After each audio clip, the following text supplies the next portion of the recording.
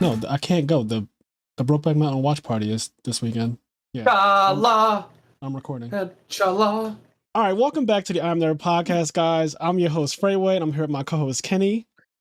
And And apparently, we're going to today, go see Brokeback Mountain. look, all right. We're having a watch party, but that's besides the point. We're going to be talking about Dragon Ball Z superhero, and All right, real quick, they need a Kenny. Everybody needs a Kenny in a room. Okay, the movie should just be called Dragon Ball Super Hero. That's all it needed to be. I don't know why they felt the need to call it's called Dragon Ball Super, and they super. Stop it, Dragon Ball Super Hero. You I got it. I Bang, think that the gold. Japanese, this is something that they just like doing. Um, that kind of alliteration or whatever you want to call it. They like those titles like that. You think about some of the titles of anime that we've been getting in the last couple of years. That time I got reincarnated as a fucking slime that was in a penthouse with a couple of Harambes and got my dick sucked. Like they just go crazy about their titles. So I'm not surprised. This is actually pretty tame that it's called Dragon Ball Superhero. It's But just yes, so because like it's like perfect. You know what I mean? yeah. It's perfect, and then you add another super, and you're like, what are we doing? That's a it's a very Japanese thing though. So to me it's just normal. I didn't think anything of it. I thought it was yeah, I just didn't think anything of it. I was gonna say it's kind of confusing, but honestly, I didn't even find it confusing. I was like, that is so Japanese. Like that is just culturally in line with what they do. Anyways, this movie, I just talked to Kenny a little bit before this podcast started, and I was saying that what movies have they made so far? So there's the Battle of the Gods, there's the Resurrection of Frieza, there was the Broly movie, and then there's this one, Superhero. And honestly, I personally think all four of them are good. Like I think they're all Yes, like watchable anime movies. I don't think they're like crazy out this world or anything like that, but I think all of them are pretty decent. And I want to say if I had to rank them, I think the Brawly movie was my favorite one, personally. bro, this movie is fucking crack. The Brawly movie is crazy to me. It's so.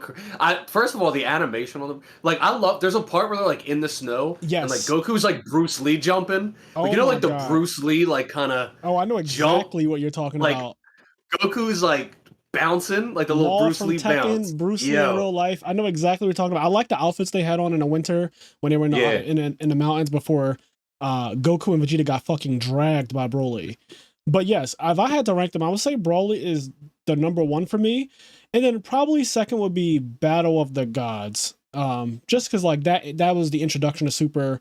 That's the introduction to yeah, Beerus, the God of Destruction, and I don't know. That movie was just really epic. I also like yeah. how Vegeta snapped when it came to Bulma. My Bulma! Like he That lost was his. awesome. That should have me hype in the movie theater. So that movie was really funny, and it's like our introduction to Whis and Beerus. But and, after that, Frieza's movie is like whatever. This movie I think is I kind of like Superhero more than I liked Frieza's movie, to I be honest. so yeah, I agree. I think that I pretty much the same ranking. I would put Broly at the top Yeah. and then Battle of the Gods, but I think Superhero is like only a tiny notch, like a tiny notch under Battle of the Gods. So And okay. I wouldn't be surprised if like some people like it more. In some aspects I did like there was a lot I liked about this movie. But Battle of the Gods has some other stuff and it being sort of the intro to Super. So while I enjoyed all four movies and I enjoyed Dragon Ball Superhero, I do have one really big gripe with the movie. It's Okay. like one card. It's such a fucking cardinal sin. I actually talked about it with one of my friends, and I was thinking about it as I was watching it too. It really bugged the fuck out of me. I'm not gonna say it just yet, but it is Okay. one thing that will keep it below Battle of the Gods for me. And I think that it'll Okay. make sense when we get to it. I think the movie is honestly fantastic though, and I'm so surprised. So the reason why I'm even doing all of this, like prefacing this podcast like this, is because online the sentiment about this movie has mostly been that it's mid or that it's bad. Oh, people And need to stop. like I was going into it unfortunately thinking like I was about to watch some fucking terrible movie, and it just wasn't that at all.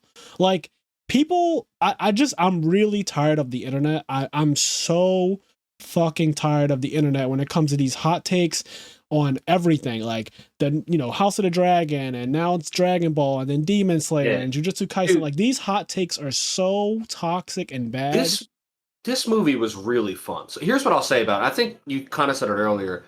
Yeah, this movie's not fucking One Flew Over the Cuckoo's Nest, okay? No. But it's a really, really just entertaining movie. It's Yeah. really fun to watch. I think the plot, the story of it is fine. Like it's not, Yeah. once again, I agree. it is a complete like it is a good plot. It services So do what you the want to movie's start trying to there? do. Do you want to start And out? You want well, to? no, I want to start here because you brought up the internet thing. Okay. The internet needs to stop. Here's a fun fact for everybody.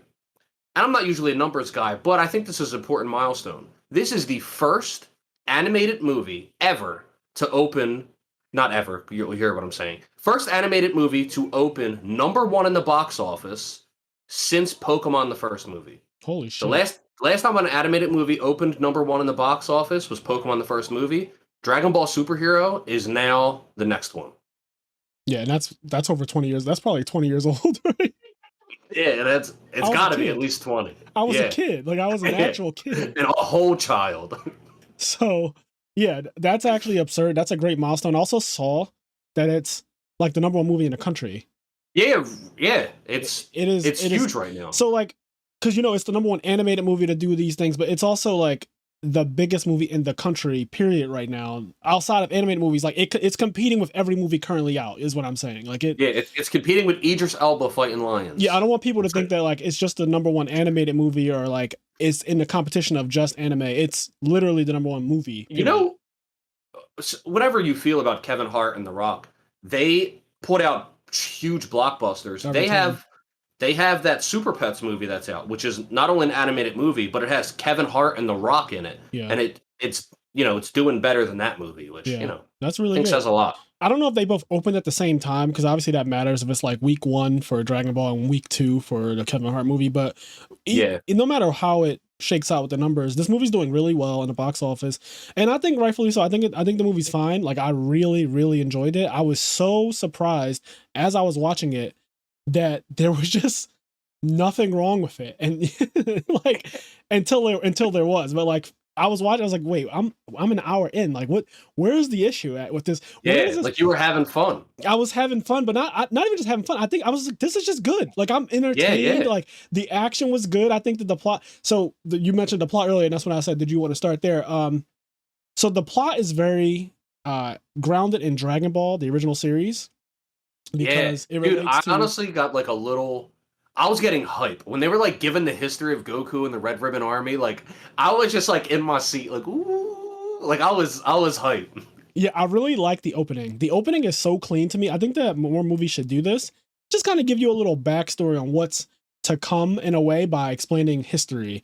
So they explain how Goku used to fight the Red Ribbon Army, and then Dr. Gero created androids. Dr. Gero had a son and I believe a daughter.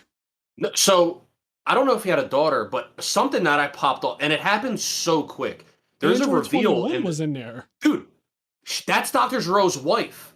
So when they show the family tree. I lost my shit. Obviously, I only saw the movie once, so I could have seen. But from what I saw, it was Dr. Gero, and they just mentioned his wife. Yeah, you see, and they showed Android 21. You see her whole face, and then they show like their child, and then like Dr. Hedo is Gero's grandson.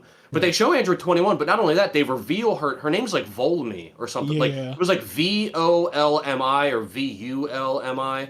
But her name has never been revealed before. So that was like so basically it was like so casual how they just were like, oh, by the way, this character that's only in the video game.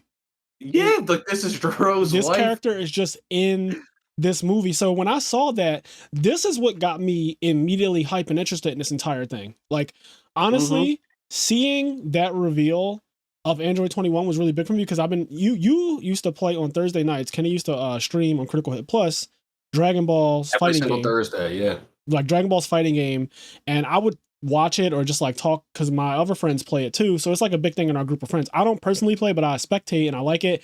And I remember when Android 21 came out, she's the best character in the game basically. And then a newer version of her came out where she is not an android and they just call her a lab coat. And she is literally the best character in the game ever created, period. And I believe recently nerfed, but before she was nerfed, it was barred none. She's still really good though. Yes. They never nerfed them to all shit, which I appreciate that. But she was Meta Knight. Like she was literally, from what I understood, because Gary was explaining it to me, and then I went on YouTube to watch videos with Gary, and the people on YouTube was like, "You don't understand how ridiculous this is. This move is Yeah. frame one, or this grab is a mix-up, and like a command grab should never be." And it was just like all of these things that made her ridiculous. So she's a Not only that, if she hits you with this certain move, it nerfed all of your damage by 21% for the rest of the game. She only had to hit you once, and all your damage gets nerfed by 21%. It's absurd. Yeah, so she was the best character in the fighting game by far, which means, and this is actually great marketing. I think this was smart. She was the best character in the fighting game for a long time, right? And everyone who played the fighting game obviously knows who she is. So then this movie comes out, and there's some just thrown in lore about this character who you only know from the video game, who was literally premiered in the video game. I thought it was a really, really cool throw in. And I also thought the craziest shit was right next to her on the family tree was Dr. Gero's son is blatantly Android 16. Like that guy, like Android 16 is made after his son. Like 100 that guy just looks like Android 16. What's kind of fucked up, this is like really fucked up, but also it's such an interesting way to deepen Dragon Ball's lore without ever directly throwing it in your face. I think Android 16 is just blatantly Dr. Gero's son. Like he turned his son and his what? Because we know his wife is Android 21. Yes. He ends up turning his son and his wife into androids. Like that's how fucked up Dr. Gero is. Yeah, I really, really like this. I think his son's name is Gevo. I have the video up now. But Vomi is the wife, Android 21, I guess. And Gevo, I'm not sure on the pronunciation, but Gevo is 16. And I mean, yeah, they are literally the people who you see as androids in the video game and in Dragon Ball Z when Gohan is like, before Gohan snaps and 16's head gets smashed in, like that's who you see is this guy. So it's really cool because I never knew. I don't know. Well, this wasn't known before this, right? No, this was never known. And like the coolest thing is that you can watch this movie and still not know. It's like because it happens quick. Like the family tree happens quick. It does happen quick. So it's just cool when you recontextualize it. Like Dr. Gero turned his own son into an android built to kill Goku, like out of pure, you know what I mean? Out of pure revenge. Like it's pretty wild. Yeah, no, this was crazy. So anyway, the main premise of this movie, like the main plot line is that there's his grandson, Dr. Hedo, and he is 24 years old. He's a super genius. So they say Dr. Gero's a genius. He's like, well, I'm a super genius. And he stole 3 corpses from a gravesite and turned them into androids, like basic androids that were just working at a convenience store just to see like how far he could take it. And he doesn't have the funds really to like do all the things he wants to do, basically create the best androids that the world has ever seen. But I guess we're supposed to be under the impression that this is the best like guy in the world at creating androids. So he's better than Dr. Gero. Like very clearly these androids are on par with fucking Super Saiyan God type level, right? Like they're insane. Like they're able to fight Gohan and stuff, who was just in a tournament of power. So they scale to higher than Dr. Gero's android. So it's like a feat in itself. But Dr. Hedo is broken and he's very young. He's a little fat guy getting out of prison, and he's really funny. I like his character a lot because his character actually isn't an evil one. Yeah. Like they make it known very early when he's in a car ride. One of my favorite scenes in this movie. And honestly, this movie held my attention so well for the first like God knows how long before I realized like, holy shit, nothing is wrong with this movie. What was Twitter talking about? The beginning of this movie, like they start off explaining the family tree of Dr. Gero. They explain who Dr. Hedo is. They explain that they're, he's out of prison after 3 months. They tell us who Magenta is, the son of Commander Red. Commander Red was the commander of the Red Ribbon Army, Dr. Gero's boss. And Magenta right now, Butler dude. Yeah, and Magenta right now is the leader of Red Pharmaceuticals, which is a front for just the Red Ribbon Army. Yeah, it's a lot of lore in there that I really just like how these people are still fucking with Goku and his family after all of these years. Like, after all that's happened, it's so good. But yeah, there's one of the best scenes to me is the car ride where they're trying to explain and trying to coerce Dr. Hedo into making androids to beat Goku. Like that is the goal. That is the ultimate goal here. They are saying that, oh, Goku's a villain, he's an alien. And like all of this shit, just like completely changing The shit facts where of they history. show like Bulma and everybody as like mafia bosses. They're Yes. like Capsule Corp is a front for the mafia, and they're bringing aliens to Earth to take over. Yeah, and it's really funny because obviously we know that it's not true, but also there is some truth mixed in there, which I like. That's how you lie well, because they are aliens. Like Goku and Vegeta and them, they are aliens. They're very powerful, and at any point they could take over Earth. And even Dr. Hedo, who's really smart, was like, why haven't they taken over Earth yet? It's like, oh, they're just trying to turn us into a labor force. Like they want all of the Earthlings to be a fucking labor force for them, and then they're going to have all their alien friends come in and take over. It's like so ridiculous. But yeah, because they realized that Dr. Hedo was obsessed with the idea of superheroes, hence the name of the movie. His whole thing is he's not evil at all, really, but he does like money because he needs money for his research, and he wants to be able to he wants to do his big one. He wants to do it grand. He wants to make these crazy androids that are absurd. He knows about how Cell works, and he even admits in the movie that like Cell was incredibly hard to create. He's different than a regular android like 17 and 18. Cell's on a different level, which I really like that.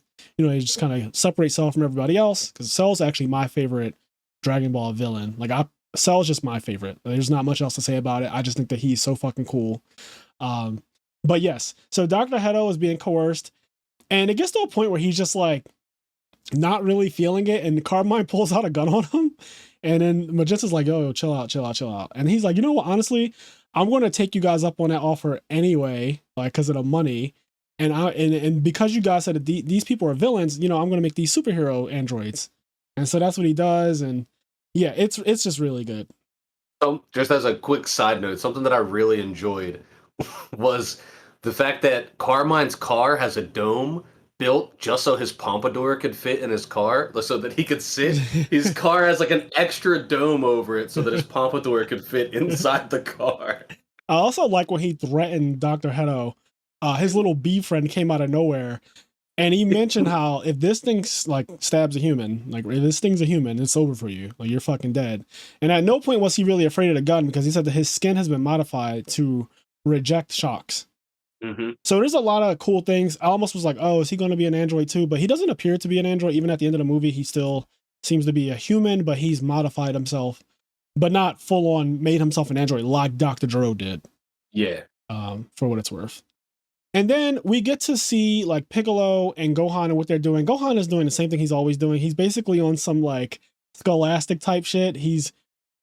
What is his occupation?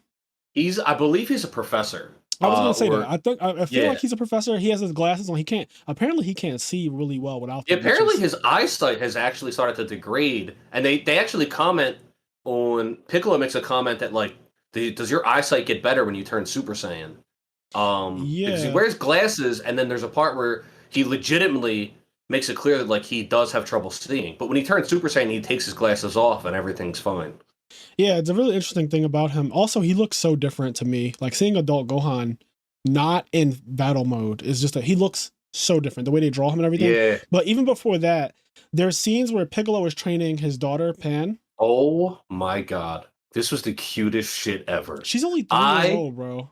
Dude, she's only 3. Pan is so fucking cute. Pan and Piccolo training was my fucking heart melted. She's man. wearing I was a so Vidal's, a whole outfit, but like a cheap version of it. She has Vidal's hairstyle, and she's sad because she doesn't know how to fly yet, and she tries really hard to learn how to fly. And it's like, yeah, you got to control your ki and everything. And then she makes a comment about, hey, Mr. Piccolo, like, is it true that my dad has the potential to be stronger than my grandpop? And he's like, you mean Goku? And he's like, yeah, I mean, technically, yes. Like, he actually is more powerful than your grandpop if he works at it, if he trains. Yeah. He's like, but your dad doesn't really train. And the good thing is he doesn't really have to, because Goku and Vegeta exist.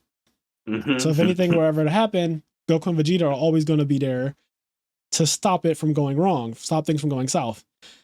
And right after that, they show Piccolo just kind of meditating in the middle of nowhere, and a random fucking guy comes out of nowhere and attacks him. And it's actually one of the androids that Dr. Hedo has already successfully created, and they're called Gamma 1 and Gamma 2. This was Gamma 2 that attacked him, I believe, right? Gamma 1 and Gamma 2. Yeah, Gamma 2 attacked. Yes. So this guy is a whole character, kind of reminds me of Goku. I think he also, was he wearing the reddish color, like the orange reddish color? Was that the one that came?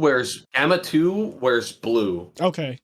Gamma 1 wears red. They have very distinct personalities too. Like one of them is more serious, kind of reminds me of Vegeta, and the other one is less serious and reminds me of Goku. I feel like that's got to be on purpose, right? Yeah, that's definitely intentional. They also, what's cool is that they swap the colors. Like the playful one wears blue, Vegeta wears blue, and he's serious, and the serious one wears red, and Goku is like more represented by red. Yep. And so I like all of those little details that they throw in. I think these androids actually look cool too. Like the Gammas. Dude, they look not only they look awesome, I legitimately in the 1 hour and 30 minute runtime, whatever it is, I really like these characters. Same. Like I really like Gamma 1 and 2. I do, because they're actually innocent. They're not like outrageously cocky and weird and just like evil for the sake of being evil, like some villains can be. They're genuinely heroes. Like they think that they're doing the right thing, and they're looking at the Z fighters, the whole group of them, as villains. So from their perspective, they're just doing the right thing. And I like when they fight, like that first fight with Piccolo, as they're fighting, Piccolo says, where the fuck are those words coming from? Because every time they attack, it's like kaboom and yowie and stuff, like all types of fucking crazy shit coming up on the screen.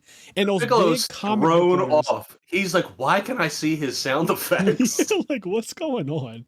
And they have these little pistols. They have these little pistols, and they shoot them, and that's where their Kai blast come from. So they don't do Kamehamehas or Masenkos or special beam cannons in the conventional sense of putting your hands together and doing it. They fire their blast out of their little guns, which is a cool little thing. Their uniforms remind me of something else, though, Kenny. I can't put my finger on it, but when I look at the way these guys are dressed, it reminds me of some other classic Japanese anime, and I know that like I've seen these images of these characters before. They're modeled after something, though. They're inspired by something. Probably like Kamen Rider or something. Yeah, the little gun too. They're definitely inspired by something in Toriyama's like childhood, I'm guessing, or like in the old days of anime, the early days of anime, like 80s anime vibes. But yeah, they look really cool. Piccolo has a fight, and Piccolo notices immediately, like this guy's fucking strong as shit. And basically he can't beat him as he is currently. So he put a lot together too. He's like, he just very quickly is like, oh, I can't read your energy. You're an android. Oh, you're this, you're that. Oh, you're this. And like he puts like the whole shit together. The android is also shocked by this. He's like, holy shit, you figured all of that out already. And Piccolo at no point is he like, he doesn't get beat up real bad or anything like that. He doesn't go crazy like, oh God, I need to get out of here or else I'm going to die. But the fight kind of concludes where the android Gamma believes that he kills Piccolo. And obviously he didn't. He didn't check for the body or anything like that. He assumed that the explosion just killed him.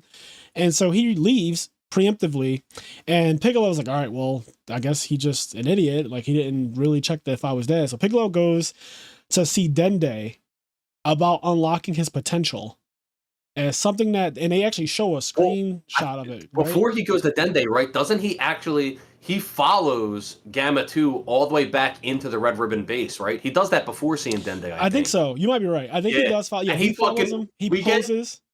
We get the silliest, like, Metal Gear Solid Piccolo. Yeah. It is so silly. Like, by the way, I want that costume to be a costume for his in the fighting game. Yes. Yeah, me too. It's so dumb, but I want it. When he was in that uniform, I actually want to see him in that uniform in the fighting game. Because he, at the end of the movie, before he fights in it, at the end, he takes it off. He just kind of like literally breathes and that shit just goes away. But I genuinely like the way it looked without the helmet on. Yeah, he was dope, and it was funny. There's a part because he's sneaking in, and he's got the visor up. Yeah, and there's a part where like one of the other guys sees him, and he's like, "Hey, you okay?" And he's like, "Oh yeah, I just had to go to the bathroom." And he's like, "Oh, you're looking a little green." And he's like, "Oh," and he like puts his visor down.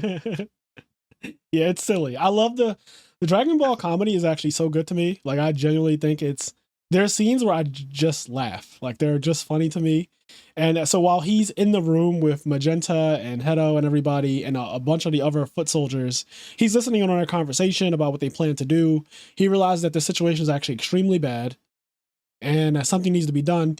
So he reaches out to Dende, but he also goes to Bulma at one point to like contact Goku and Vegeta because this shit is real. And he's like, yo, these androids are on par. Like they're stronger than me, which means that they're definitely going to be a challenge for Goku and Vegeta to some degree.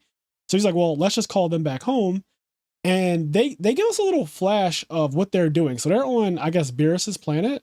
Like they're on some planet. And much to my fucking surprise, Broly's there. I wasn't ready for that. I just wasn't ready for Broly to be casually and calmly looking at those two spar. At first, Broly was part of it, and then they were like, "Well, no, we don't want him involved in this because he can't chill." So they make Broly sit out, and like he's all sad about it. Like Broly has to sit on the fucking sidelines. He's really sad, and Goku and Vegeta just like sparring and trying to get better. And I was just surprised to see that Broly is now going to be, I guess, because this movie is considered canon. Broly's going to be a part of the Dragon Ball Super universe as a good guy, which I'm really happy about. They did a lot with Broly's character in the last movie, and then in this movie, and then I thought it was funny bringing like Chilai there, the green girl, and then Beerus just having a crush on her blatantly. Yo, that way, like, it's so simple, but the way they delivered the comedy in this movie was really good. Yeah, so she's stealing, right? And as she's stealing, she gets caught, kinda, and Beerus looks over and he's like, "You're," and he stops for a minute, and then out of nowhere he just goes, "Really cute." And everybody is blown the fuck away by that. Like everybody, Goku, Vegeta, Whis, everybody's just like, "Yo, I didn't know you could be so candid about something like that." Like he blatantly just says like, "You're really cute." And then they bring up something about like he's like, "Oh, you guys are going to stay here and eat ice cream with me." And so they go get ice. She offers to go get the ice cream. And he's like, "I'll come with you." He's like, "Oh, I'll go with you." Yeah. Beerus has got the hots. Not Beerus blatantly having the hots for this girl. Not the god of destruction. So I was like, "Damn, is Beerus gonna have a kid? Like that's gonna be so fire." Oh shit. There's been a lot of discussion based on what's been happening in the manga. A lot of people know about like Black Frieza and all that stuff. And I am wondering if, because people are trying to say like, "Oh, Frieza's probably over Beerus now," which I don't believe. I personally think that Beerus may have a transformation. And the more I was staring at him in this movie, I was like, Beerus's stature, it looks like something that could evolve. Yeah. And I would not be surprised at all if Beerus actually does have some other form or some kind of power up.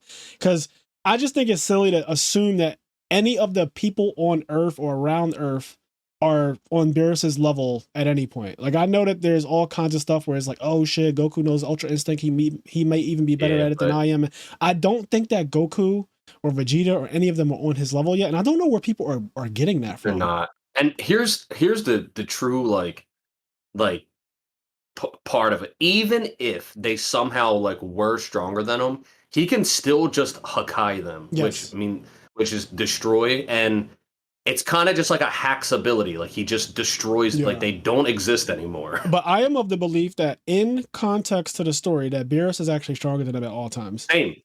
I don't think that there's any indication of Beerus being weaker than Goku, Vegeta, Frieza, or any of these people. I think that the Dragon Balls can make you so strong. They cannot make you God of Destruction strong. They can't make you Angel strong, and that's been stated. And I don't know. I just wanted to address that real quick because it's been a really big conversation. I see it come up on a lot of Facebook pages that I follow. These arguments. I think something needs to be real clear. In Dragon Ball, you'll know when Goku's stronger than Beerus because they'll fight. Like they'll build it up and they'll have a fight. And if Goku like until they officially show, because the last time they showed Beerus fight, he won. And until they show that they're anywhere near all of his power. And until they show the rematch, just assume Goku's not stronger than him, because he's just not. Beerus doesn't even seem to be slightly threatened or jealous of them at all either. When they're sparring and trying to understand how to become better fighters, Beerus is watching this, eating ice cream, and I'm to be honest, he's not impressed. Like I'm gonna just call it what it is. Beerus falls asleep. He falls asleep watching. That's what I'm saying. In context of the story, Beerus is just not at all afraid of them. So I just want to, now that we're talking about the whole like Beerus and Brawly's there and everybody, like yes, Brawly's very scary. Don't get me wrong. Like, Brawly is fucking terrifying. Even Goku and Vegeta are like, he's on a different level than us. Like they acknowledge that whatever the fuck Brawly's transformation is called, that legendary Super Saiyan shit, like he's on a different level than Goku and Vegeta. That's just, it is what it is. Like separately, they had to fuse to deal with that, man. They really did. It's pretty wild. It's also really interesting that that Broly is becoming part of the group, and so there is technically a character that is stronger than both Goku and Vegeta that is part of the group right now, which is like, it's just really interesting. Yeah, he's the Hulk. So the matter, and I think he also is probably inspired by. Actually, no, he is inspired by the Hulk. It's very clear. Everything about him is green. If you ever think about it, like all his blasts and stuff are green. He gets really big. He goes from a very calm guy, right, like a Steve Bannon or whatever his name is, Steve Banner, and he goes from a very calm guy to being like a monstrously huge, raging, green lunatic. Like his blasts are all green and everything like that, and he gets stronger as he gets madder. Yep. Like the more he gets mad, the angrier he gets, the stronger he gets, which is really exactly from the Hulk. And the Hulk came out way before Dragon Ball was ever even thought up. So you could actually see the inspiration there, which is really cool. But I just really like his character. And they show as he's about to fight Goku, he's like, wait. He starts powering up, and green energy starts to well up, and the island starts to get fucking shaken and everything. Shit starts to get destroyed. Goku's like, yo, how many times I gotta tell you to hold it in? Like, relax. Like we're just practicing, bro. Yes. Like, and then Brawley gets all set. He's like, I'm sorry, I didn't mean to. Oh man. Yeah, it's really good though. Goku genuinely was like, yo, chill. Because once you get like that, we're gonna need one of them two over there to step in. And then they show flashes of Jiren just to kind of show you how absurd Broly is. They start alluding to like Jiren's power and the gods of destruction, shit like that. So the movie blatantly is comparing Broly's strength to like upper level people like that, which that's really good too, narratively. Yeah, he's broken. Also, just obviously because Whis is above Beerus, but you want to talk about another person who gives no fucks and is not impressed. You want to talk about unbothered? You want to talk about living his unbothered, happy gay life? That man is living his unbothered, happy gay life. All he likes to do is eat dessert, something that I also am very fond of. It's absurd to me how Whis has not been shaken up by anything that's happened so far in the entire series. Like in any of Dragon Ball Super's canon, has Whis been shaken up even a little bit? Oh man, my man has been the actual Earth got destroyed by Frieza, and he just stepped in and was like, "I'm just gonna reverse time. It's not a big deal." Like, what the fuck? What type of hack shit is that? He has control over time. Like, that's wild. Yeah, he's fucked up. But even this little sparring match between Goku and Vegeta, I think, looked fantastic. The animation on it is really, really good, and they're going back and forth. I'll bring it up now. We haven't mentioned it yet, really, but the whole animation style of this movie, I enjoyed a lot. Yeah. It's not traditionally animated. It's lots of CG and like. Yeah, it looks like, I don't know what to call this. It looks like a video game. It does look like a video game. But it looks really good. And I was worried about that going into it, like whether or not it would bother me. But as I was watching it, I was like, holy shit, like they're pulling this the fuck off. Yeah, I think it's very well done, actually. I honestly have no gripes with the way it looks. I actually haven't seen much online about people talking one way or the other about how it looks, but that might be a good thing because I don't see any complaints. I would expect to see complaints when things change. People just hate on it. Like One Punch Man season 2, they just think that the animation is terrible, and I'm like, I don't know what you guys watched, and it's just not. Like, I get that it's not season 1, but it's also just not bad. And like, y'all are just out here capping because the internet told you to not like something, which, we talked about that in one of our recent episodes. Like, stop just following the internet. When the internet doesn't like something, that doesn't mean that you have to jump on the ship and also not like it too. It's ridiculous. But yes, this is good. Goku and Vegeta are training. And the whole point of this is that they're unreachable, right? Like they're sparring and they're not going to come to save the day from these androids and the Red Ribbon Army and like this whole thing that's happening on Earth. So someone Which is else awesome. It's awesome that we got a full movie where like they've just explained like Goku and Vegeta are busy, and because of Beerus's crush and ice cream, they end up not being able to be reached. But it makes it really cool because Goku and Vegeta can't come save the day. This movie has to get solved with other people. Yeah, I do like that too. It gives other people a chance to shine. So one of the biggest gripes with a lot of good shonen anime is when you have main characters, right? They're the main character for a reason, and we do want to see a lot of them. But it gets to a point where the side characters who people also fall in love with don't get developed anymore at all. And it's a crime. And I think Naruto Shippuden is the biggest criminal in that act. Is just you have these amazing characters like Rock Lee and Gaara and Neji and Shino, and you get the idea, and they're just kind of thrown away in the second series in Shippuden. In Naruto, the series, they're really well developed, and Neji was one of my favorite characters. Like, he was genuinely one of my Neji and Rock Lee, two of my favorite characters when I was growing up watching Naruto. And then you get the Shippuden, I can't tell you two things that Rock Lee did in all of Shippuden. He doesn't do anything. He doesn't do a Legitimately. single thing. Like, he genuinely has the one. I think the first time you see him fight, he loses to Kasama. He gets put into like one of those fucking water prisons, and Guy goes 6 gates, Morning Peacock, and then releases everybody. But like, he doesn't do anything. He loses in Shippuden. He loses every fight he has. Yeah, it's really unfortunate. And like, Neji gets killed, but before Neji gets killed, he doesn't do anything either in the entire series. So it's just, my whole point is like, I like that this movie was made where it's designed to blatantly show off Goten, Trunks, Piccolo, Gohan, like Pan, characters who normally we don't get to see do a whole lot in other areas, but now they are the main focus. So that was nice. You get Goku and Vegeta, right? You get Goku, Vegeta, and Broly, and it's only a little blurb of the movie, and then you go right back to Earth. Piccolo's like, I gotta go talk to Dende, I gotta release my potential, I gotta get the Dragon Balls, I gotta make a wish to get stronger, stuff like that. And yeah, I think that whole thing is really cool. Dende's like, listen, I can't do that unlock potential shit because you gotta be an old man to do that. Yeah.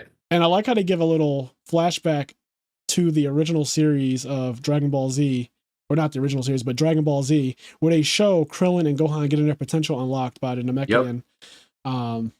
Also, one of my favorite episodes in actual Dragon Ball Z, by the way. Then they reveal that, like, you know, he can use Shenron to like unlock his potential.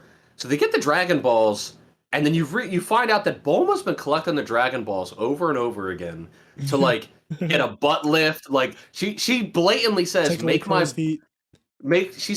my buns look like they were in college. Like, and you know what's cool? Something I thought about too, because Goku and Vegeta don't really age, but obviously their human counterparts do.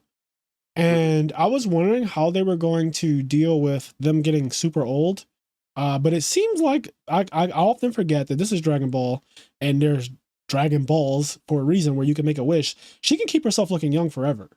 Yeah. Like, Bulma can she clearly is. She's doing that. So like, when her art hasn't changed, it's like, well, she's been using the Dragon Balls over and over to take. Now, granted, she could just cut the middleman out altogether and just say, I wish for immortality, and she will just be that way forever. I don't know why she hasn't done that yet. Maybe she values dying, but like, it's interesting to me that she's been using it for these really weird wishes, like remove my crow's feet and make my butt bigger and stuff like that. And there's all this kind of fan service with her looking for the communicator. Yeah. Like, they blatantly show her bending over, her ass shaking and stuff like that. You know, you get Dragon Ball's always going to give you some fan service. What's funny is like, so it's one of those things that I think America would view. So basically, they do like fan service, right? They show you her ass a lot in this movie, but I feel like it's all like the whole time Akira Toriyama is laughing to himself, because I feel like they show her ass all those times just to set up the joke that she's been making her ass look nicer using the Dragon Balls. You know what I mean? Yeah. Like, that's the whole point. Like, the point isn't necessarily to be horny. It's just like to make you laugh. Like, it's really fun. And it works. And I like that the dragon has a personality. Like, when she makes these ridiculous wishes, make my eyelashes 2 millimeters like longer, the dragon's like, sure. He's just like, all right, I can do that. But yeah, so Piccolo wishes that he gets his potential unlocked, and we don't really know what that means at the time. But no, we don't. Later on, the next time he gets into a brawl, it's fucking wild. Like, that orange Piccolo version that he goes into is crazy. So I don't know if you peeped it at first. So to skip ahead, he's fighting Gamma 2 again, and he's like, it's not going to go like last time, and they're fighting.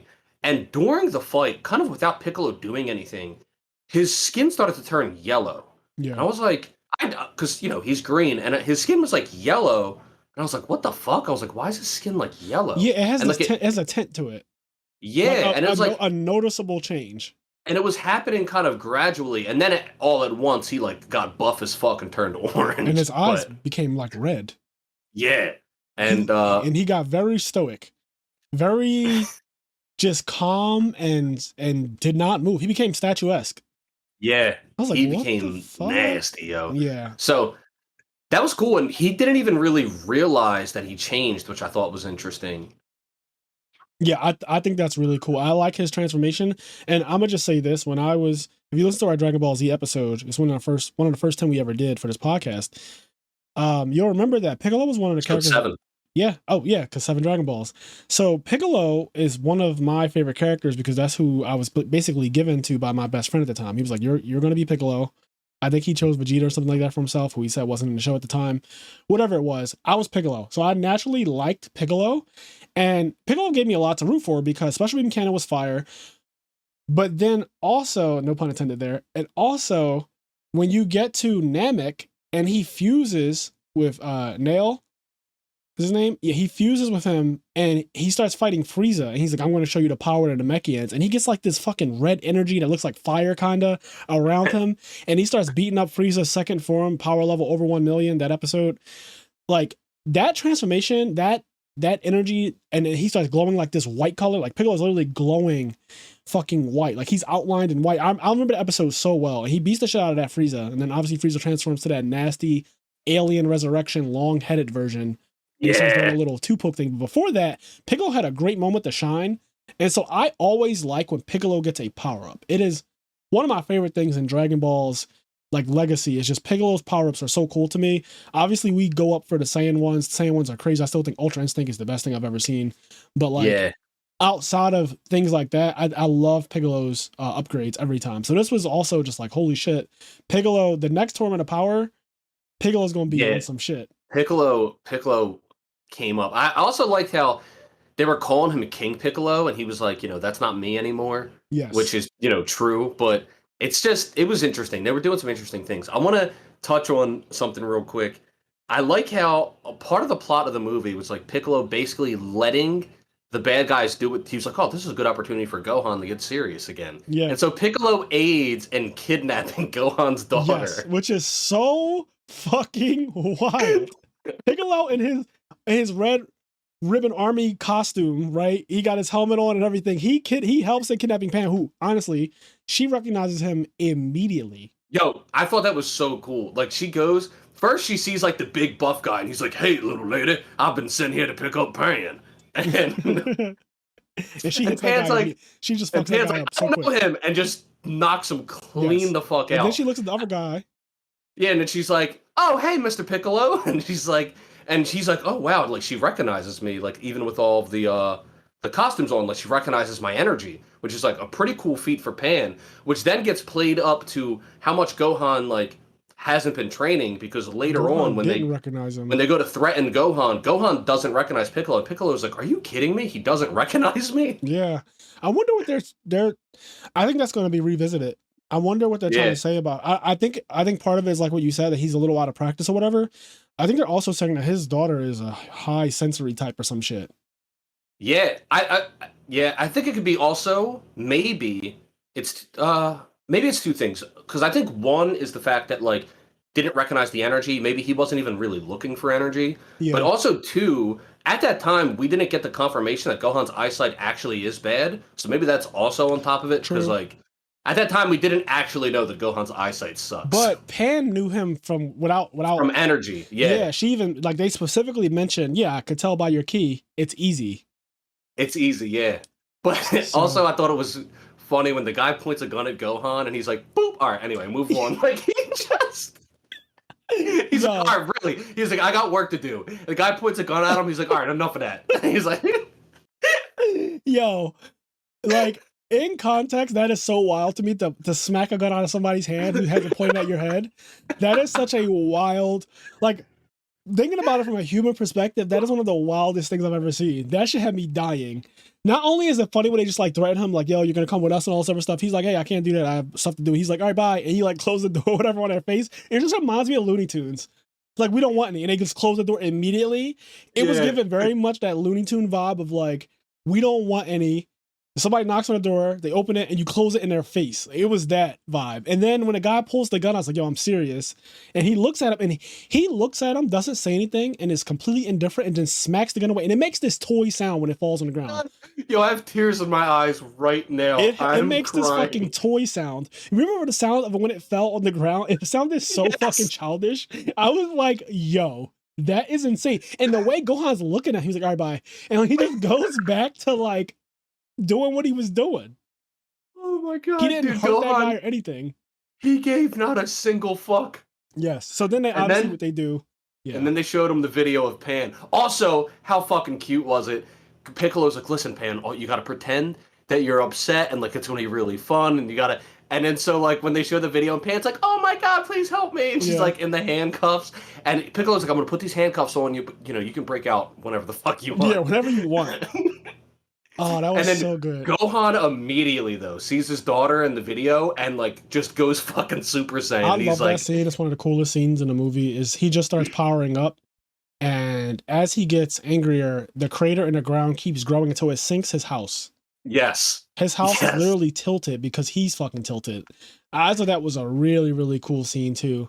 And they change his art style immediately when he does that. So he goes from is that One Punch Man effect where he looks very childish and not like a real person at all. They even draw his eyes as little dots. His eyes are little dots. When he's not serious, when he's in professor mode and he has his glasses on, mind you, Piccolo put the Namekian outfit on him. So he's still wearing the weighted clothing that Piccolo gives him in the base, like in Naruto, not Naruto, in Dragon Ball Z. He's still wearing the weighted clothing that we know him for. And he answers the door. He has like the glasses on. His eyes are literally little tiny dots. It's so cute and adorable. Like he looks so innocent, but like he's just not a real person. He smacks the guy. He smacks the gun away with one finger, by the way. yes. Dude, it is so good. And then yeah, when he gets fucking angry, it's so dope like how serious he fucking Yeah, gets. they just changed And the way to then draw him. I love that. they end up they like fly to the Red Ribbon base and then like I think he like senses Pan's energy or he sees her and then he just flies through the fucking plane and Yeah. like destroys the helicopter or whatever the fuck it is and like immediately shit starts and he goes to try to fucking get to Pan but then Gamma 1 stops him. Yes. So I like Gamma 1 starts to fight off, literally running at him. I like base fighting like that, where it doesn't immediately get off to like, you know, because they can fly, right? And that's obviously where the fight is going to take itself eventually.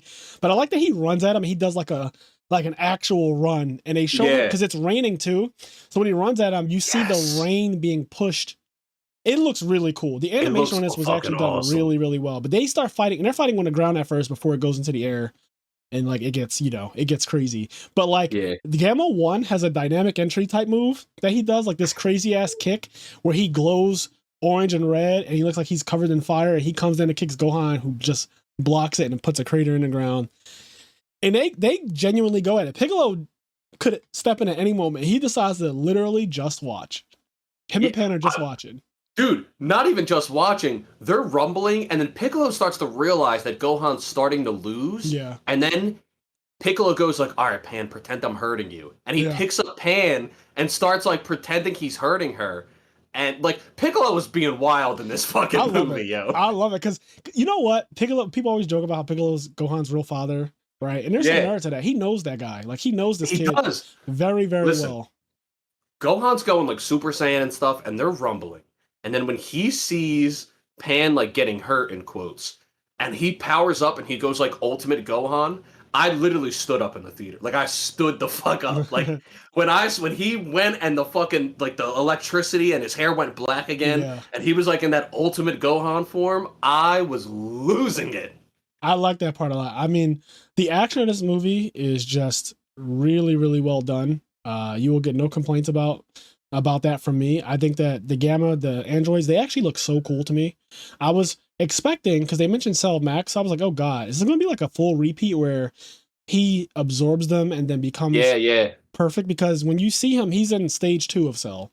Yes.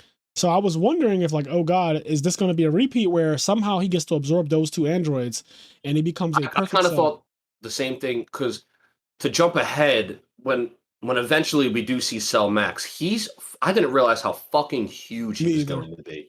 He's gigantic. And I thought that something was going to happen either when they cracked his skull, it actually was going to like condense his energy, or he was going to absorb them. I thought he was going to become like perfect Cell Max and then like shrink down and be the same size as them. Yeah. That didn't happen, but. Yeah, so they're fighting. Gohan gets his power up, and this is where Piccolo gets his power up. And Piccolo was just beating the Gamma's ass at that point. Like, you know, another thing I like about Piccolo is that he has telekinetic powers. Like, he can just, there's like rocks that get blasted away and they're behind him and he just makes them stop and then he makes them form into a giant fucking boulder. and he just throws it at the Gamma. It's really cool that he just, some of the things I forgot that are special about Namek is like he can stretch, and that's something that we'll always remember. But like stretching is one of the things that he could do. Regrowing limbs is a thing that he can do. Telekinesis is really cool. Like he just has all these powers that other people don't have. I know Frieza does. Like a lot of other people don't have. And I like that they actually showed those things off in this movie.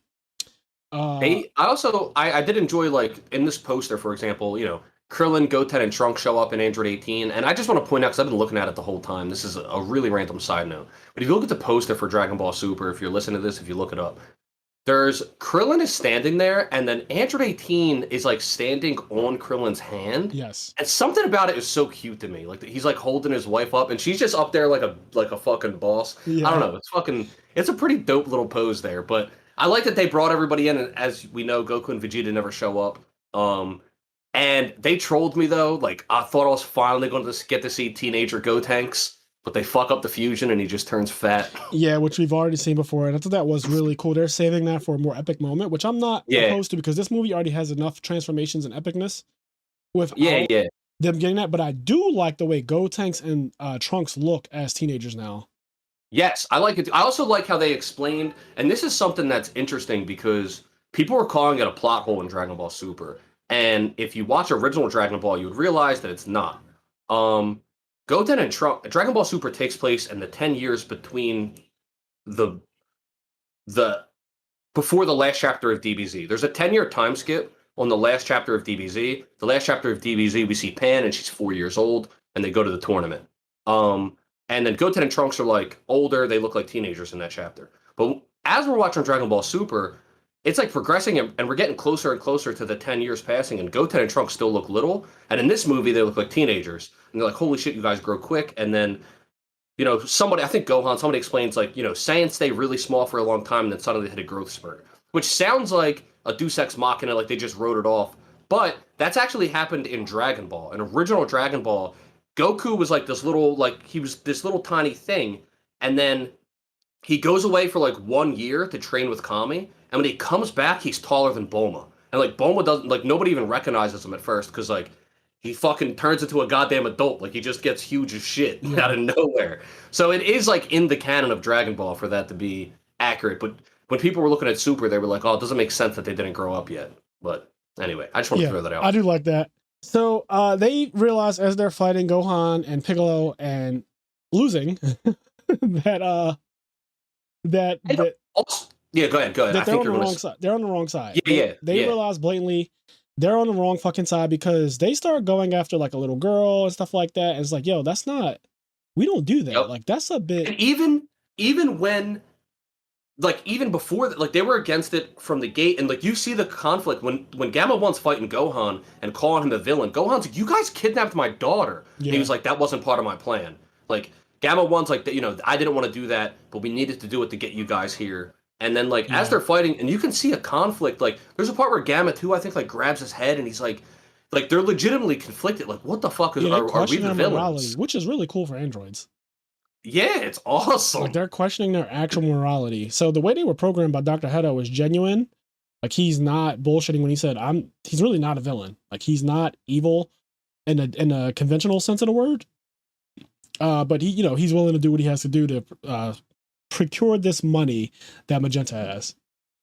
But yes, they start losing, and they eventually get convinced, like, yo, you guys are on the wrong side. They realize it too. But then at the same time, Magenta runs off, and he's like, fuck it, I'm going to activate Cell Max because I'm not dealing with this. Like, I'm going to just wipe all you guys out. You're all full of shit. Dr. Hedo heads behind them to try to stop him. Like, no, because Cell Max isn't ready. He let it be known at some point in the movie that cell requires a bit more than those androids did. And he's not ready. And if you try to activate him now, like, he will be uncontrollable, which obviously, you know, that was going to be the whole thing, right? There was no way they were going to be like, oh, Cell, do this, and Cell was just going to do that. So they're explaining, like, it would be a bad idea to activate Cell. So Dr. Hedo follows behind him. And when he does, Magenta shoots him. And if you forgot in the beginning of the movie, he already mentioned how I wasn't really afraid of that gun anyway, because I modified my skin to be opposed to, like, bullets and stuff like that. They don't really hurt me. And then again, another callback from the beginning of the movie, the bee that he genetically modified comes out of nowhere, stabs Magenta in the neck, puts him out of commission, but Cell Max has already been... And you start seeing it like his skin starts to like green, like he started to look like a zombie. Like Yeah, he was like he died. Yeah, my man looks like fucking Frankenstein. It looks real bad, actually. Like he's going out bad. He's like dying in the background, and you just see Dr. Hedo thinking in the foreground. Like, it's actually a crazy scene.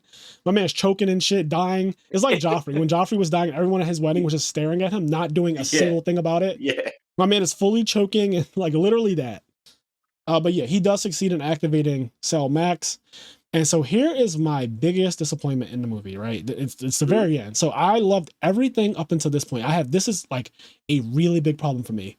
Okay. Cell is my favorite villain in all of Dragon Ball. Like I think I said it when Jiren was first announced on the internet. I maybe even said in the podcast, Jiren is corny to me. He's just outrageously strong for no reason, without enough development from to be that way. I didn't see him absorb anybody to get that way. He's just outrageously fucking strong. And I hate when people come out of nowhere and are just like that, right? Unless they have enough development to make it like, okay, I can accept this. Jiren came out of nowhere.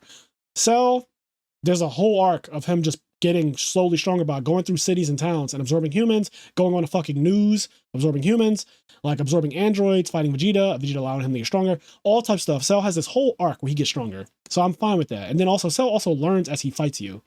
Right? Like he learns things as he fights, which is insane. Anyway, they start off this Cell by having him be Cell version 2. The ugly version, that's like the ugly, nasty lip version of Cell. I hate that Cell. He's so corny looking. And when he first came in the anime and like Dragon Ball Z, I really didn't like that one. I actually prefer version 1 to version 2, and then obviously version 3, like Perfect Cell is just the best. Yeah, Perfect Cell is so clean. So they made Cell into this gigantic Hulk version of himself in the version 2 form, not Perfect Cell. That's one problem I have. But the other problem I have is that he isn't even a person. Like he has, he's just a monster. He has no personality whatsoever. And I was so hyped to see Cell again with the personality that Cell would have, or like some semblance, because you gotta remember, Cell is a combination of like Frieza, the Saiyans, the Namekians. So he has this cocky ass personality. He's very Saiyan at heart. And he's very devious like Frieza is at heart. And that is a key reason why I actually like the character of Cell. He always points to the nucleus in his head, and like he's always reminding like that wouldn't kill me, or like he lets you do stuff to him and he plays with you and shit like that. I remember when he first transformed, you see like Vegeta trying to attack him, and Krillin and him are literally trying to fight him, and he's looking at his hands the entire time when they're trying to fight him.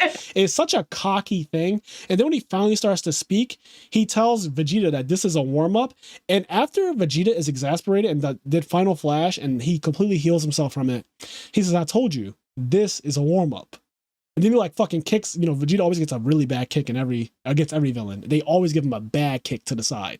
So he gets fucked up like he always does. But Cell talks shit. And later on, when Cell starts getting beat by the pumped up version of Trunks and all that, like Trunks is whooping his ass because his hyperbolic time chamber's all strong and shit now.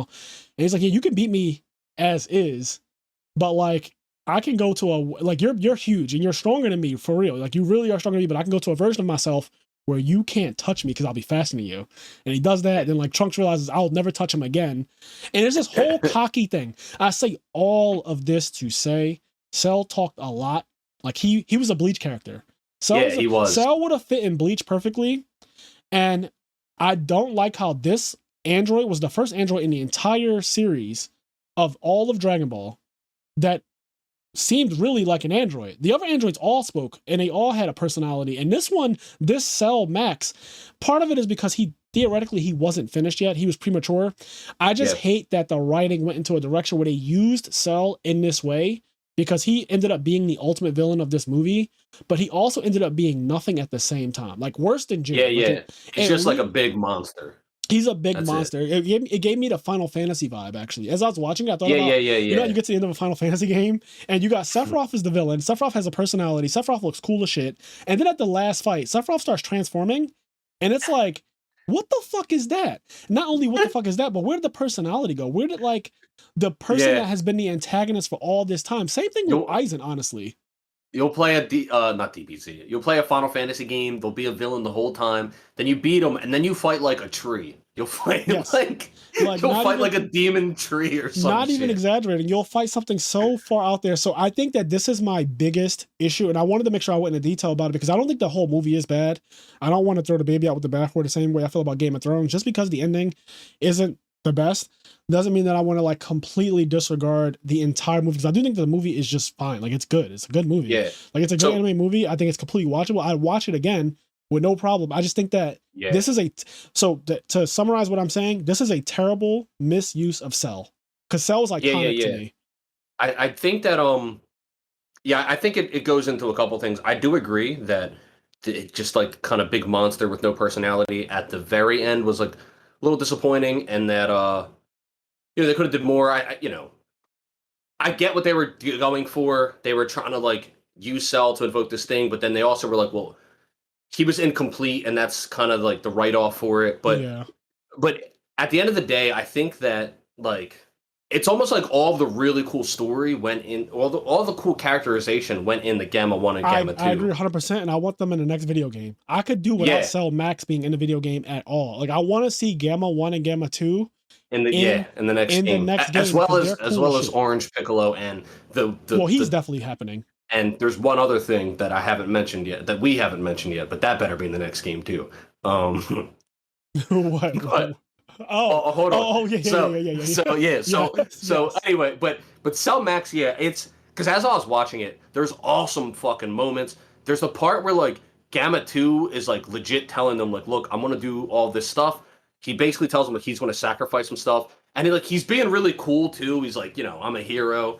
But you can also sort of tell that, he doesn't want to die, but he tells Gamma 1, like, you got to go save Dr. Hedo. Like, there's really cool characterization with these people, and there's, I don't know, a lot of awesome shit. Like, Cell does come in, thankfully, in the last 20 minutes of the movie, right? Yeah, it's just like, to get everybody, it's to get Gamma 1 and Gamma 2 to, like, fully be on the good team, and then, like, to get everybody against like a giant threat. But unfortunately, that monster itself was just a monster. Yeah, that monster itself was literally a monster. And so that part for me is very lackluster, but literally everything around that is good though. Mm-hmm. So like, I don't think that the movie is bad because the Cell character, they could have literally just said that he created some other android. It could have looked completely different. And you would have been more okay. I would have been, because I'd been like, well, there's just some dumb shit that they have to fight, and they're going to fight it together, obviously. But for it to use Cell specifically is what bothered me. Yeah, and I feel you. That for me is why it's going to stay under Battle of the Gods, because you don't use Cell. So we got Resurrection of Frieza, which was iconic for Frieza's development. Like that is Frieza's the most iconic villain for all of Dragon Ball. There's no competition in that regard. Like it's Frieza. Like it's just Frieza might be the most iconic villain in anime. Like he might be. Like in all of anime, I think the name Frieza is like the one. There's others up there. Obviously, modern Aizen and more modern times are like more. They have a very popular fan base too. But Frieza is like super iconic and super way back. And I think Cell's up there too as iconic fucking villains, because people loved when Gohan snapped.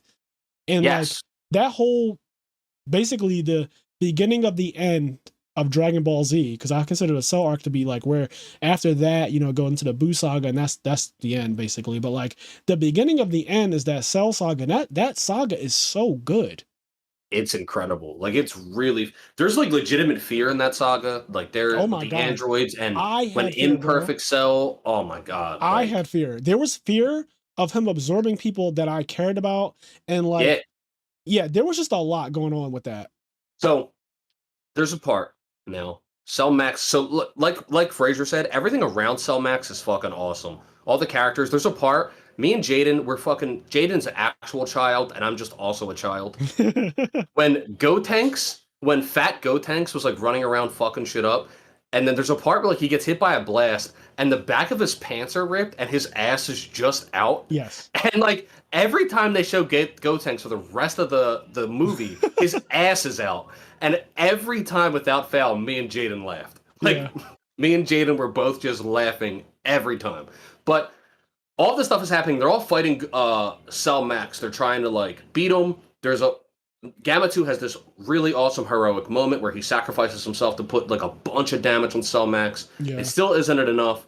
Piccolo like goes and then like Piccolo is like, all right, I'm gonna go and like hold him off.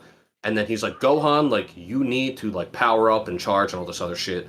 And he's like, I believe in you, all that stuff. Yep. So they're fighting, and then there's a part where Piccolo, like Gohan's watching this, and he's watching Piccolo like get beat to death. Like Piccolo is getting the shit beat out of him. Yep. It was hard for me to watch that.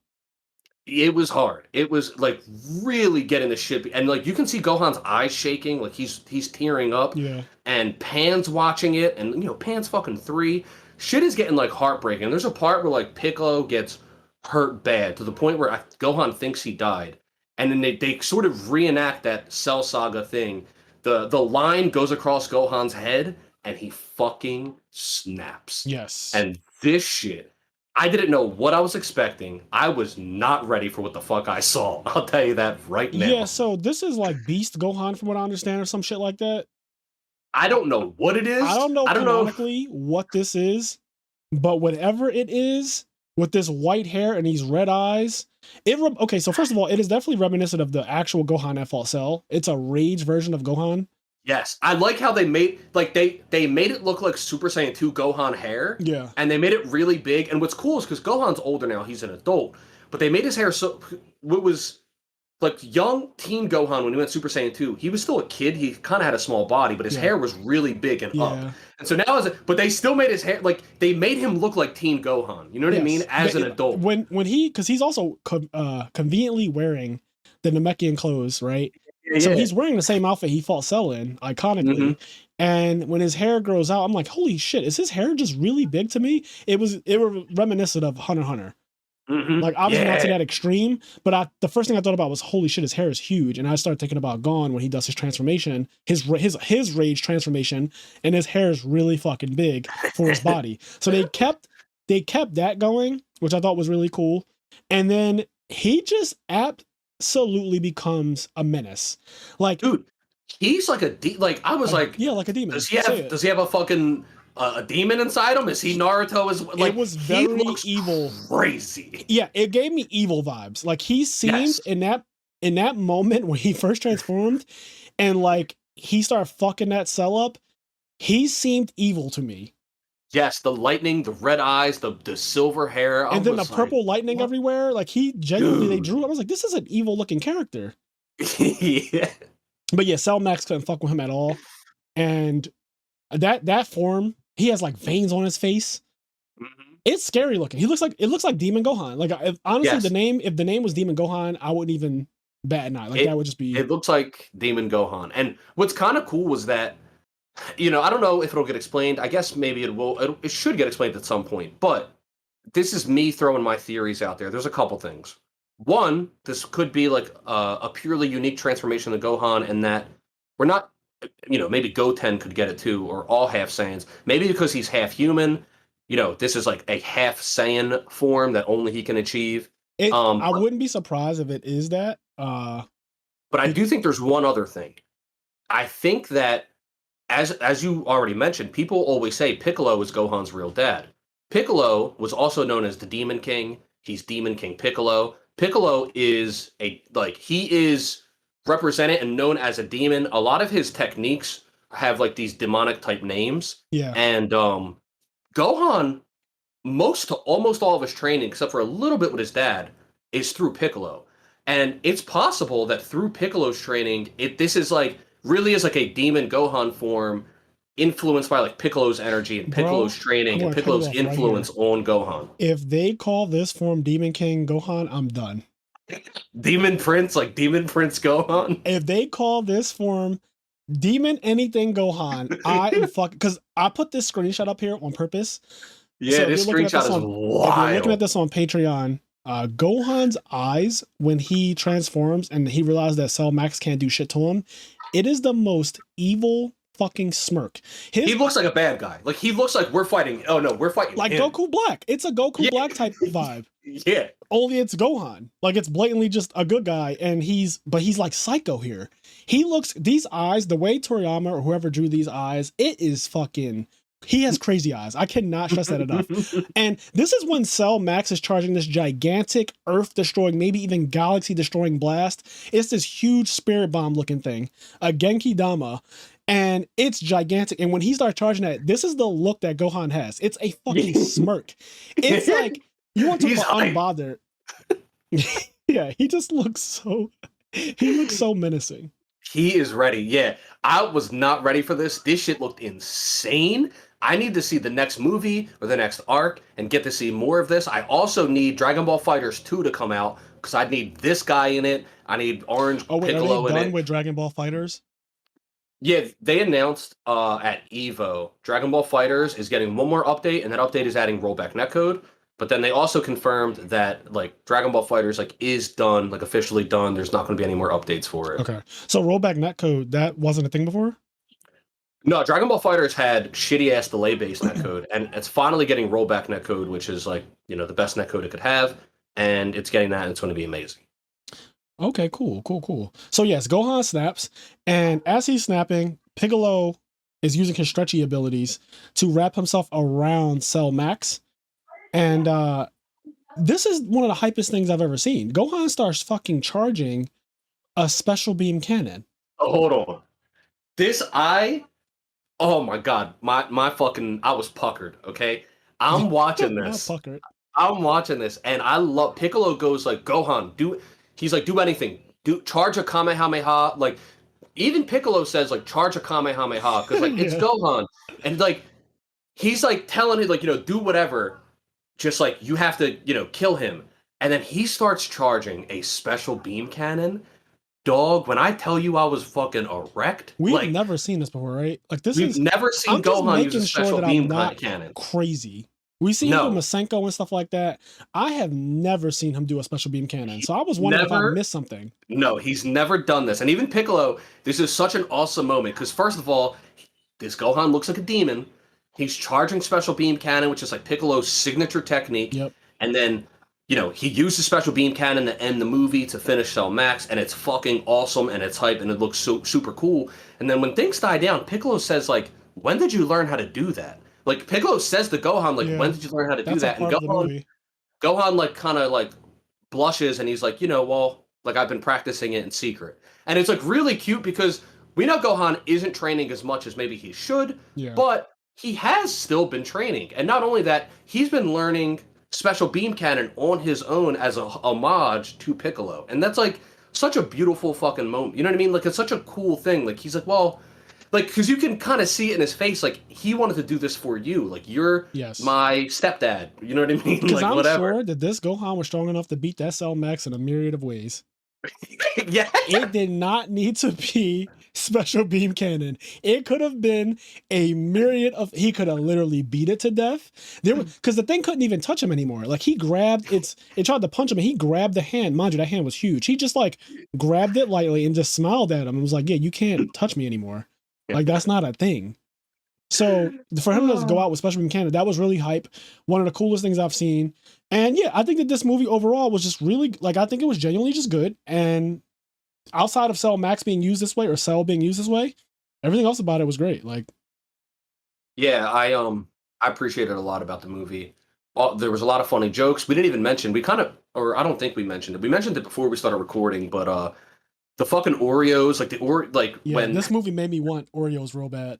When they were talking to Dr. Hedo in the car, and he was like, you know, I don't know if I want to do it. And he's like, are you sure? And like, boop, like a compartment shot down, and there was Oreos in it. And he's just like, I need Oreos and shit. And yeah, I don't know. There was just like a lot of really funny stuff in the movie. Animation was great. Cool transformations, Orange, Piccolo, and I will say this. This is one other thing, but this is me being greedy. I do wish that we got to see Gohan do a little bit more. Like, it was very brief. Like, when I was watching it, he transforms, he stops the punch, and then, like, you know, basically after that, it's him going cynical and special beam cannon, movie's over. I am assuming, though, that the point was to establish this version of Gohan to be used later on, and we'll get to see him fight more seriously, and, like, I guess an opponent who probably will be a lot stronger than Cell Max, so we can really see him stretch his limits, because I need to see this again. I need to see him, like, go all out in this mode and fucking rumble. I remember when he went to Rage Gohan against Cell Juniors, and he was just killing them brutally, and how cool that was. I need to see him doing some shit like that. Like, I need some villain to have henchmen Mhm. that are really powerful, and then I need him to go into this mode and just start offing them horrifically. Dude, what's scary is like Gohan and Broly are like very similar. You know what They I mean? are Like actually, yeah. they just like rage the fuck out, and they're so much stronger than everybody They else. do And say it's that they're like Saiyan power is tied to emotions. yeah, So, I mean, and humans are pretty emotional creatures, where Saiyans, they can be, but I think humans are way more emotional in general. it's interesting how it's interesting how Gohan for the most part, other than like he's dealt with crazy shit like Frieza. I mean, I guess he has seen horrible things like Frieza and Cell, Yeah. but overall, he's had a loving life. I mean, he's seen like brutal shit from Frieza, so I guess that can taint him. Yeah. But it's interesting how like when he snaps in a way that the like Goku and Vegeta don't snap like Look at that. this face. I cannot. Like, Look at that fucking face. like the way Gohan snaps is real different. You know what Like it reminds me Goku don't of? snap like that. It reminds me of people in real life who are very docile people who never get into confrontations. You never really get to see them angry. But when they do snap, it's fucking terrifying. I have an It's uncle. bad. My uncle is the nicest guy I've ever seen. But when I was younger, one of my little cousins was told to take out the trash by my grandmother. I might have told you the story before. I don't know if I ever said it on the podcast. But my little cousin was told to take out the trash. And he decided that that day he wasn't going to listen. And my uncle, who again is the nicest light-skinned man you'll ever meet, he is just like the calmest. I never see him get angry or anything like that. He's always level-headed. He always makes jokes about things too that are kind of like fucked up to joke about. And I like that about him. I kind of take some of that from him. But when my cousin disobeyed my grandmother, who is obviously my uncle's mom, he fucking lost it. And he lost it in a way that scared the shit out of me for the rest of my time knowing him. And he's still alive. But like for the rest of my day, this happened when I was probably, let's say 10. And my cousin would have been like 7. And when this happened, the way he gripped my cousin up and started to just like chastise him and talk to him, it scared me so bad because the look in his eyes was crazy. It was an actual craze. It was Demon King Gohan. It was absolute Demon King level. And I just never forgot that because I never saw that side of him. He was always the uncle that came over, gave me money for good grades, or even just gave me money, period. Like I'd ask him for $5. He'd always give it to me, never turn me down. Like he was just like, literally, really my only uncle and my absolute favorite. And I just never saw him in that light. So when he snapped, it was scary as hell. And it just reminds me of people like Gohan. When they snap, it's like, yeah, this is the nicest person ever. An hour before this transformation, Gohan was drawn with these 2 black dots as eyes. He had glasses on, and he was basically in professor mode, like super docile, flicking guns out of people's hands. Like, just not giving a fuck. And then he goes to this crazed version where he just can't be fucked with at all. So, but yeah, this movie was fine. And then it ends with like Pan. She's able to fly now. Yeah. There's also a moment because there's a part where Pan, like after Pan, like breaks the cuffs because they weren't real, and she like beats up a bunch of Red Ribbon guys, which is kind of like she just beats the shit out of them, and then she's running away. But there's a part where like Cell Max is exploding and like shooting lasers all over the place, and like everything's getting destroyed. And Krillin like saves Bulma, which I thought was wild. That like Krillin saved Bulma over saving the child. Like, Krillin went and saved. Krillin was like, not Bulma, Pan, you have to fly. Like, Krillin, I don't know, maybe he believed in her. I mean, to be fair, Pan's a Saiyan. Yeah, to be fair, Pan's a Saiyan and Bulma's a human. So maybe he just like believed in her. He was like, Pan, like, I know you can do it. And then like Pan flew. And that was like really cute too. Because then at the end of the movie, she like is so happy and excited to show Piccolo. She's like, Piccolo, look. And she goes and she's like, and like she gets up and flies. And she's like so excited to show Piccolo that she can fly. And she flies around and shows everybody, which is really cool. Also, this is way in the beginning of the movie, but they're training before school. And then it's like, all right, she has to go to school now. And she's like, okay, Piccolo, see ya. And she fucking runs to school, like halfway around the planet, wherever the fuck she's going. They just show her run to school. And then they like Videl calls her, and it's funny because Piccolo really gets treated like grandpa. Videl's like, hey, I'm busy. You got to go. Can you pick up Pan after school? And Piccolo's like, I mean, I guess. Like, I was kind of busy. She's like, oh, awesome. Thanks, Piccolo. I'll send you like a plushie or whatever. And he's like, what the fuck? Yeah, this was it just completely did away with my expectations, and my expectations were based off the internet.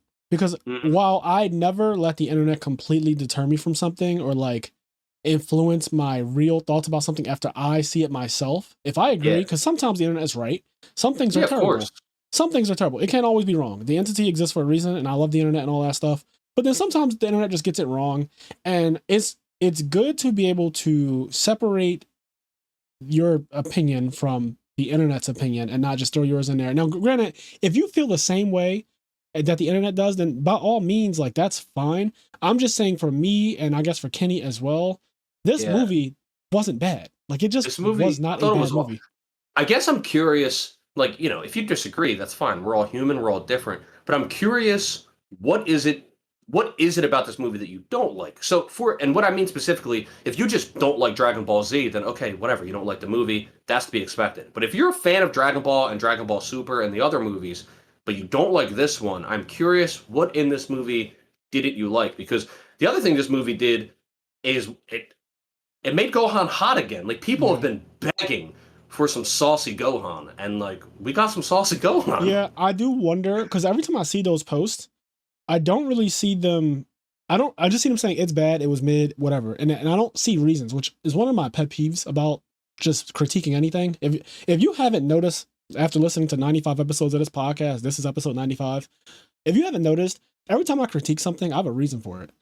Yeah, Like I critique Doctor Strange, right? Because I think that the whole premise of that movie with Wanda, like you can listen to that episode again, but I had a very for me, my argument was sound. I was like, this is my reason, and yep. this is a good reason why I think that this movie, because at the center of it was flawed. So to me, the movie was bad because the center of the movie was flawed. Whereas this movie, Cell Max is not the center of the movie by a fucking stretch. Yeah, no, he shows up at the end, and he's just like, he's just there. He's just a monster that they kind of just the point of Cell Max is to make it so that the antagonists of the movie, Gamma 1 and Gamma 2, who aren't actually bad Yes. guys, it gives them an Yes. opportunity to turn back around, be on our side, and then give us another monster to fight. But I guess like in an hour and 30 minutes, you don't really have time to develop all of these characters. Like Yes. you can only develop so many characters, and so they developed the characters that mattered. They knew Cell Max was dying at the end of this movie. He doesn't need to be developed. But Gamma 1 and Gamma 2 are like I assume Gamma 2 ends up dying, and like honestly, that kind of got to me. But Gamma 1 lives. I assume he's going to be part of the series going forward. I also think that they'll wish the other one back. I hope so. I I mean, that really would be hope. I cool. hope The so. Dragon Balls can certainly do that. Oh yeah, of So course. yeah, and I mean, if they're using it for eyelash extensions, then I believe they could do that. But yeah, I think that that was my only real gripe with the movie is that this is a misuse of Cell, and I saw other people agreeing with me when I said that on Facebook.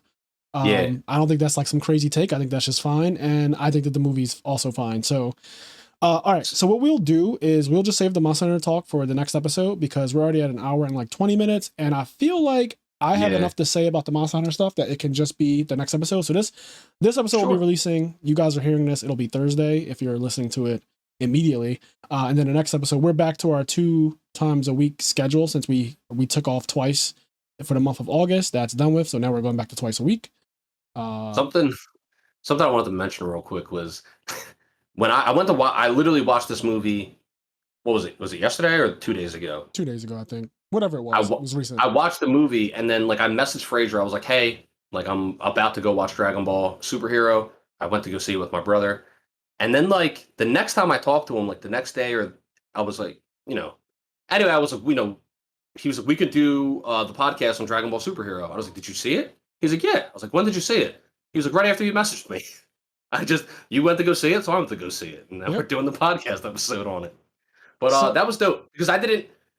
Yeah, like especially whatever your feelings were going into the movie. Sometimes, like if you're not feeling it, like other people like get you down. You're like, oh man, I hope this movie isn't bad, and like it can kind of affect you. Like, you're not in a rush to go see something because of like other people's opinions. I know yeah. you said that it kind of happened with One Punch Man season 2 for you.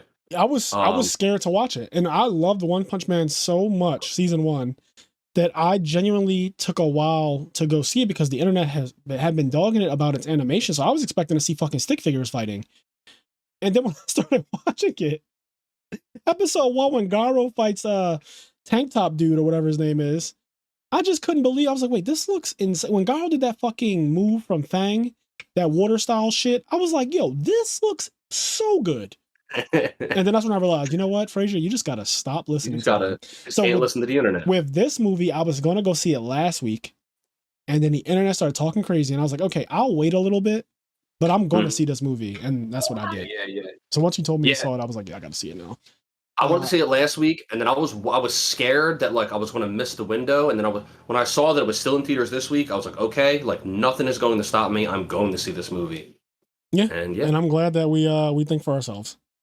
yes, we do. Yes, we I do. would love to hear if anyone wants to write into the I'm There podcast. We have an email account set up for that, and you can also message us on our Discord server if you're in that.